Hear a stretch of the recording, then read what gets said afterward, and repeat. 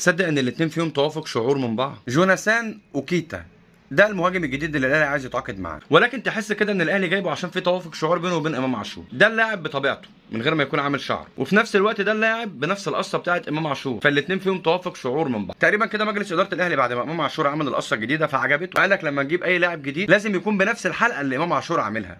انت فاهمني؟ الاثنين، وان شاء الله هيدوا جايزه للحلاق اللي عامل لهم نفس الحلقه. جوناثان اوكيتا بيلعب في نادي اسمه اف سي زيورخ السويسري. الاهلي بعت خطاب للنادي عن امكانيه التعاقد مع جوناثان اوكيتا. الفريق مرحب جدا ببيعه لان دي اخر سنه ليه مع النادي، وطالب فيه 3.5 مليون يورو. طبعا لما اداره الاهلي سمعت المبلغ كالعاده الصفقه اتجمدت.